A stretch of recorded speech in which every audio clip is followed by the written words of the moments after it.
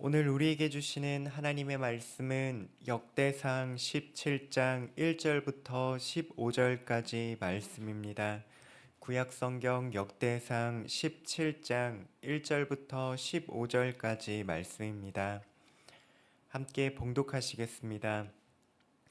다윗이 그의 궁전에 거주할 때에 다윗이 선지자 나단에게 이르되 나는 백향목 궁에 거주하거늘 여호와의 언약궤는 휘장 아래 있도다. 나단이 다윗에게 아뢰되 하나님이 왕과 함께 계시니 마음에 있는 바를 모두 행하소서. 그 밤에 하나님의 말씀이 나단에게 임하여 이르시되 가서 내 종 다윗에게 말하기를 여호와의 말씀이 너는 내가 거할 집을 건축하지 말라. 내가 이스라엘을 애굽에서 올라오게 한 날부터 오늘까지 집에 있지 아니하고 오직 이 장막과 저 장막에 있으며 이 성막과 저 성막에 있었나니 이스라엘 무리와 더불어 가는 모든 곳에서 내가 내 백성을 먹이라고 명령한 이스라엘 어느 사사에게 내가 말하기를 너희가 어찌하여 내 백향목 집을 건축하지 아니하였느냐 말하였느냐고 또한 내 종 다윗에게 이처럼 말하라. 만군의 여호와께서 이처럼 말씀하시기를 내가 너를 목장 곧 양떼를 따라다니던 데에서 데려다가 내 백성 이스라엘의 주권자로 삼고 내가 어디로 가든지 내가 너와 함께 있어 내 모든 대적을 내 앞에서 멸하였은즉 세상에서 존귀한 자들의 이름 같은 이름을 내게 만들어 주리라. 내가 또 내 백성 이스라엘을 위하여 한 곳을 정하여 그들을 심고 그들이 그곳에 거주하면서 다시는 옮겨가지 아니하게 하며 악한 사람들에게 전과 같이 그들을 해치지 못하게 하여 전에 내가 사세에게 명령하여 내 백성 이스라엘을 다스리던 때와 같지 아니하게 하고 또 내 모든 대적으로 내게 복종하게 하리라. 또 내게 이르노니 여호와가 너를 위하여 한 왕조를 세울지라. 내 생명의 연한이 차서 내가 조상들에게로 돌아가면 내가 내 뒤에 내 씨 곧 내 아들 중 하나를 세우고 그 나라를 견고하게 하리니 그는 나를 위하여 집을 건축할 것이요 나는 그의 왕위를 영원히 견고하게 하리라. 나는 그의 아버지가 되고 그는 나의 아들이 되리니 나의 인자를 그에게서 빼앗지 아니하기를 내가 내 전에 있던 자에게서 빼앗음과 같지 아니할 것이며 내가 영원히 그를 내 집과 내 나라에 세우리니 그의 왕위가 영원히 견고하리라 하셨다 하라. 나단이 이 모든 말씀과 이 모든 계시대로 다윗에게 전하니라. 아멘. 오늘 우리가 함께 묵상할 본문은 역대상 17장 말씀입니다. 이 말씀은 다윗 한 사람의 소원에서 시작하지만 그 안에는 하나님 나라와 하나님의 백성들을 세워가시고자 하는 그 하나님의 큰 그림이 담겨 있습니다. 특별히 역대기 말씀은 포로에서 돌아온 이후에 신앙과 삶의 회복을 갈망하던 공동체에게 주시던 말씀입니다. 그들은 하나님을 향해서 질문을 갖고 있습니다. 우리의 삶은 이렇게 무너져 있는데 지금도 하나님께서는 우리와 함께 하시는가? 이 상황 속에서 하나님은 우리를 통해서 무엇을 하실 수 있으신가 하고 질문을 품고 있었습니다. 이 질문은 오늘을 살아가고 있는 우리에게도 크게 다르지 않습니다.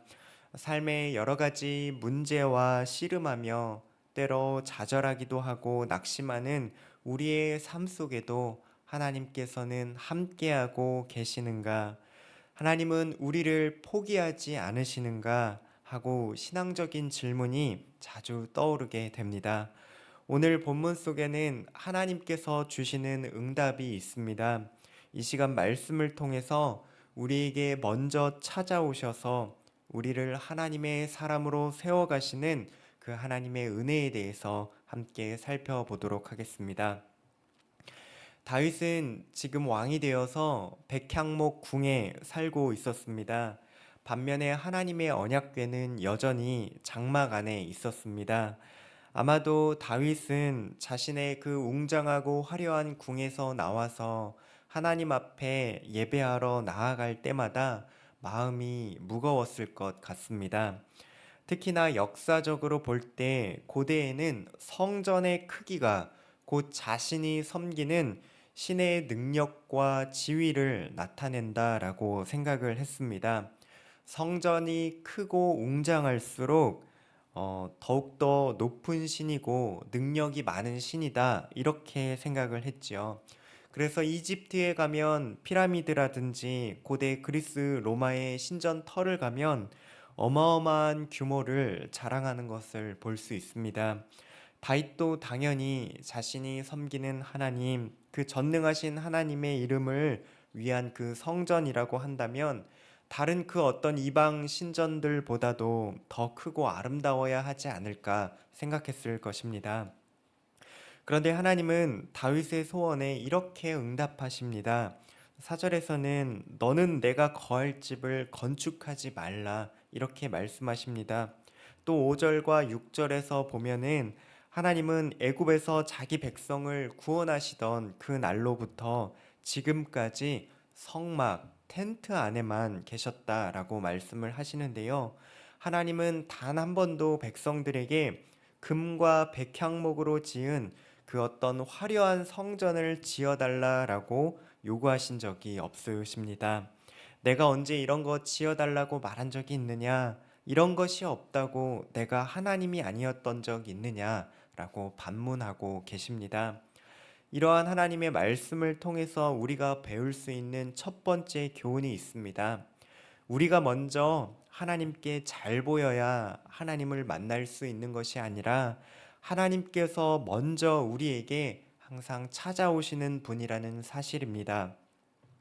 하나님은 우리가 좋고 멋진 성전을 지어드려야 그때부터 일하시는 분이 아니십니다. 무언가 최고로 귀한 것들을 바쳐야만 하나님은 그것을 보시고 우리의 기도를 들어주시는 분이 아니십니다. 우상을 섬기는 그 세상의 종교의 방식은 그렇게 작동할지도 모르겠습니다. 그러나 우리의 하나님은 세상의 종교, 세상의 우상들과는 다르게 일하시는 분이십니다. 우리가 먼저 하나님을 사랑한 것이 아니라 하나님이 먼저 우리를 사랑하셨고 우리에게 찾아오셨습니다. 우리는 이것을 은혜라고 부릅니다. 온 세상보다 크신 하나님께서 우리 인생에 찾아오신 그 사건, 자격 없는 우리를 하나님의 자녀로, 하나님의 백성으로 삼아주신 이 사건을 구원이라고 부릅니다. 하나님은 다윗의 하나님이 되기 위해서 먼저 그에게 성전을 지으라고 요구하신 것이 아니라 그 이전부터 다윗에게 찾아오셨고 다윗의 하나님이 되어 주셨습니다. 이는 마치 어린아이와 부모의 모습과도 같습니다. 여러분들 중에서 혹시 태어나면서부터 스스로 집도 준비하고 육아용품도 먼저 사놓고 분유랑 귀저귀도 혼자 떼어서 지금 계신 부모님께 선택받으신 분들 아무도 없으시지요? 아무것도 할 줄 없고 밤새 울며 보채기만 하지만 그렇게 부모님을 힘들게 함에도 불구하고 부모는 자식에게 아무런 대가도 바라지 않고 무조건적인 사랑과 돌봄을 주게 됩니다. 부모는 자녀가 잘 되기만을 바라면서 자신이 할 수 있는 대로 건강하게 잘 자랄 수 있도록 끊임없이 지원해주고 지지해주게 됩니다. 자식을 돌보는 그러한 부모와 같이 아무런 조건도 대가도 없이 하나님은 다윗에게 하나님이 되어주고자 하십니다. 우리에게도 마찬가지입니다. 우리가 믿고 섬기는 하나님은 세상 그 무엇보다 크신 세상을 지으신 창조주 하나님이십니다. 그런데 그 크신 하나님은 우리가 어떠한 공로가 있어야 우리를 도와주시는 분이 아니십니다.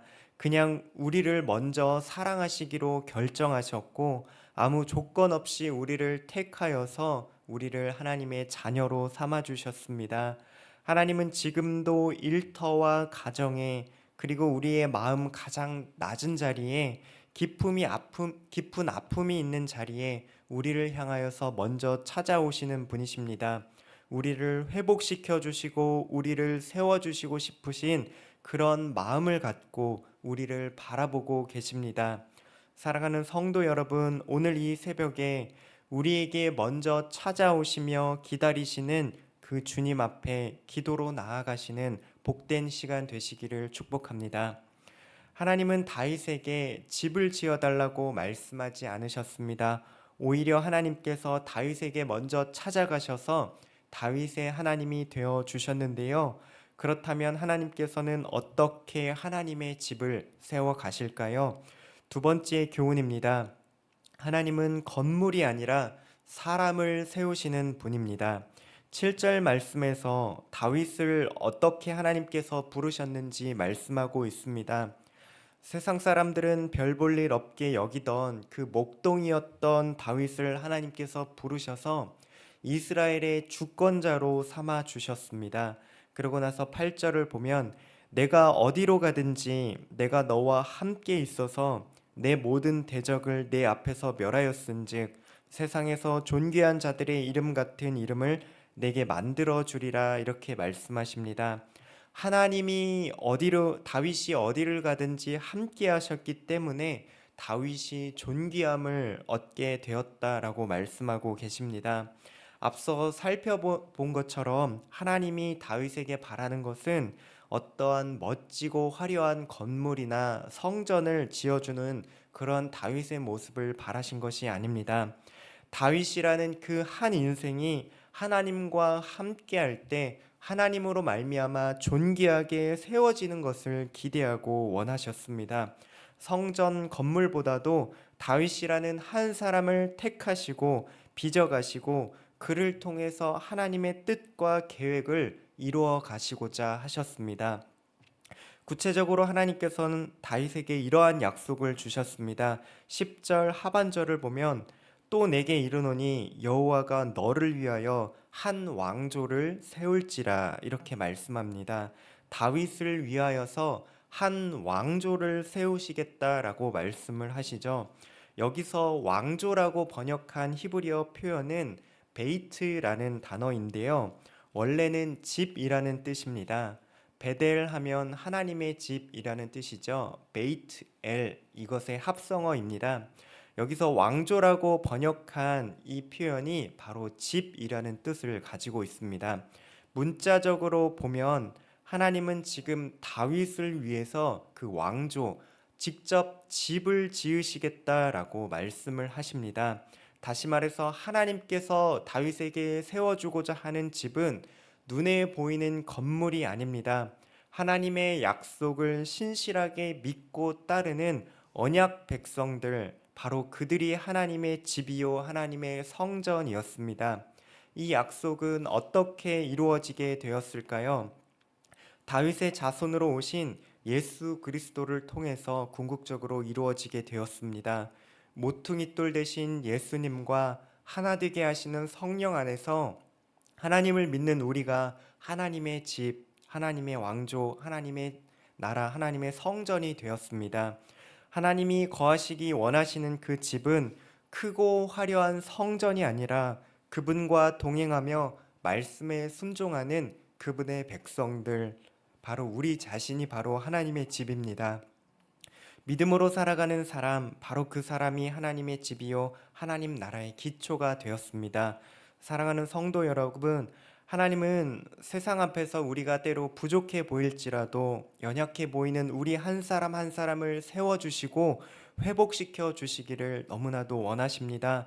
왜냐하면 하나님이 함께 거하시며 세워갈 그 하나님의 집은 바로 저와 여러분이기 때문입니다.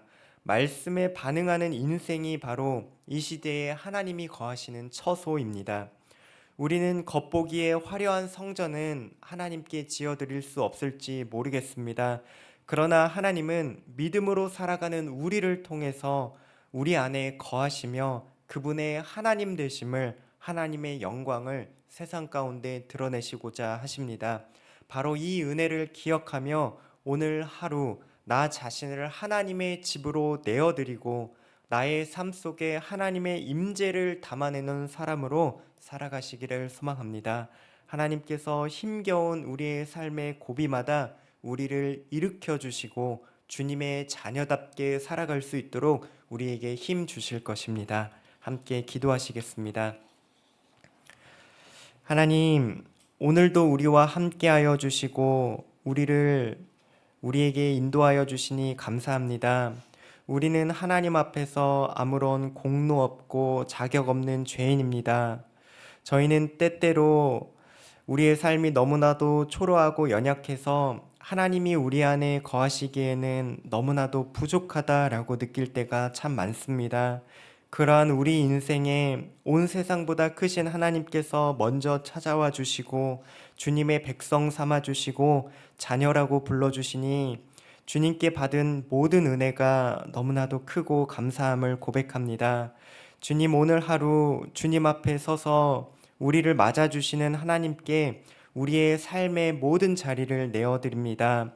하나님, 우리 안에 충만히 임하여 주셔서 쓰러지고 넘어지는 그 모든 연약한 순간에도 우리를 일으켜 주시고 주님의 자녀답게 주님이 거하시는 성전답게 이 세상에서 살아갈 수 있도록 힘과 능력을 허락하여 주시옵소서. 예수님의 이름으로 기도합니다. 아멘. 이 시간 말씀을 생각하시면서 함께 기도하실 때에 우리에게 먼저 찾아오시는 하나님을 만나고 우리의 모든 삶이 하나님 거하시는 성전 되게 해달라고 함께 기도하신 다음에 교회를 위해서 기도하실 때에 교회에 하나님의 성전인 수많은 성도님들을 계속해서 보내주고 계십니다. 여러 가지 공간이 부족해 가고 있는데 우리에게 찾아오시는 하나님을 마음껏 만나고 예배할 수 있는 그러한 장소, 예배의 처소를 달라고 교회를 위해서 함께 기도하신 다음에 각자가 가지고 나오신 기도 제목 가지고 하나님 앞에 기도하시면서 나아가시겠습니다. 기도하시겠습니다.